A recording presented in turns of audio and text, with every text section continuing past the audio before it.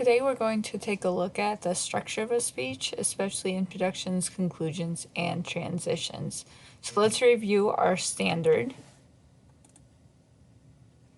And this is our speech delivery and structure standard. In the past few weeks we've been working more on delivery, and today we're looking at B, C, and D. So it begins with an introduction that grabs the audience's attention and prepares them for the speech. Clearly connects relevant ideas throughout the speech so that listeners can follow the line of reasoning, and concludes the speech strongly and clearly. So first let's take a look at introductions. What does an effective introduction need to do?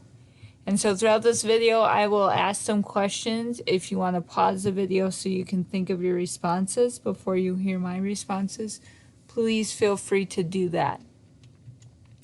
So an effective introduction needs to grab the audience's attention and prepare the audience for the speech.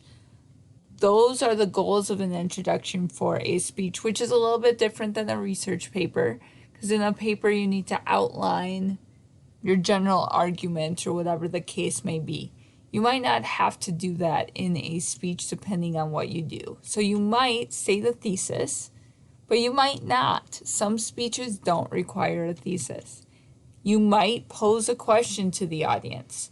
So introductions look a little bit different in speeches. Now, it's always important, though, to grab the audience's attention. So there are several methods that you can use to do that. This list is from Project Text for public speaking. And I will also post on Canvas a link to this text. So if you want to look at any of these in more detail, you may do so. So you might startle the audience, so give them a surprising fact or statistic. You might create curiosity, establish common ground, so show the audience that you and they have something in common. Might tell a story. Stories are extremely effective in interacting with people and holding their attention. Use a quotation, use a demonstration, or even compliment the audience. That last one might not be the most effective, but in some cases it could be. There are a lot of different things you could do to grab attention, so it's best to try several and see what one works best. Choose wisely according to what you think will be most effective for your audience.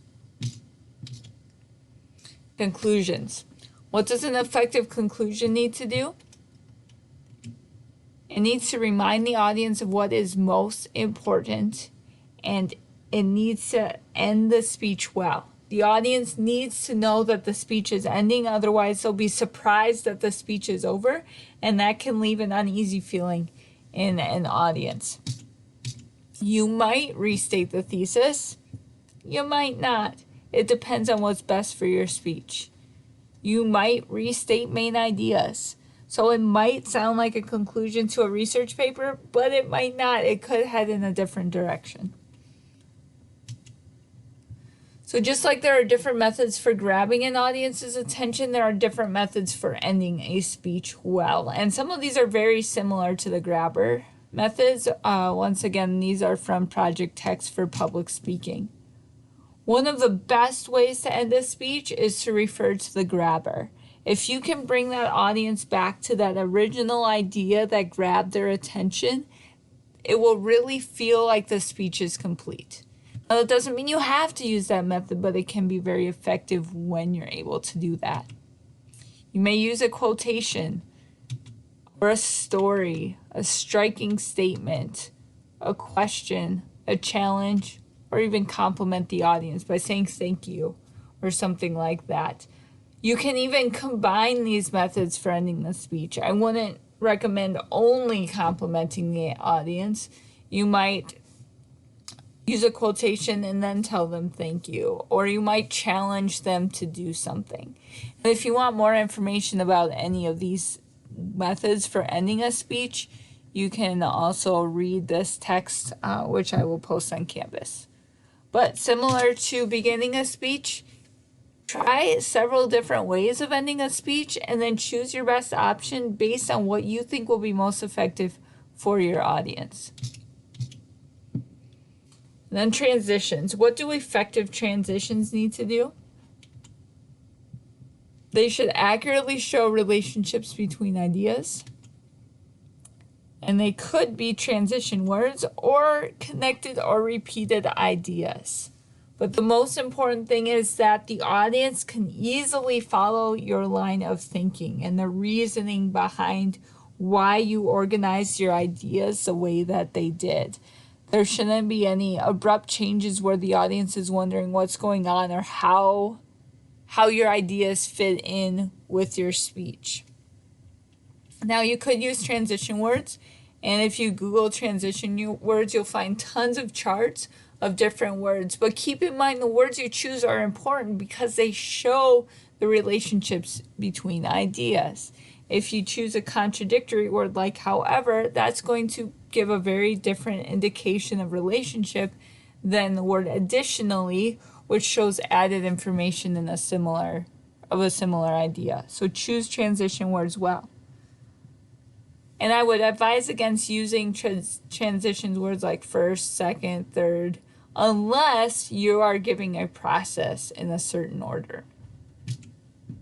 But you can also transition with ideas and words. So if we look at these paragraphs, the word obese shows up in the end of the first paragraph shown here, and also a form of that word shows up in the topic sentence of the next paragraph. So sometimes we don't need transition words specifically, but rather we can transition with repeated ideas or repeated words that aren't considered typical transition words. So let's think about this question. How could the effectiveness of the introduction, conclusion, and transitions impact the speech? And you can pause if you need more time to think. These three components of a speech can have a huge impact. These are just some of the ways that they could impact the speech. Engagement. The introduction is especially important for engaging your audience, getting them interested, and making them want to listen to your speech. Comprehension. The introduction and transitions especially help the comprehension of the audience. It helps them understand what you're saying and why it's important.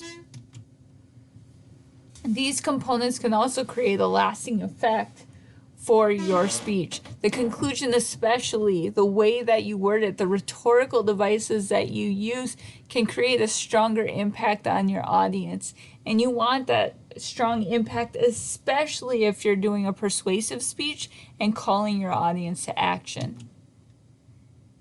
Having a strong introduction, transitions, and conclusions can also improve your confidence as a speaker, because you know that your speech is well structured. You know that you've tailored it for your audience, and you can have confidence that your words will have impact. And that confidence will give you a stronger impact as well. So that's just a little bit about introductions, conclusions, and transitions with a speech. I hope you can use this information to prepare better speeches.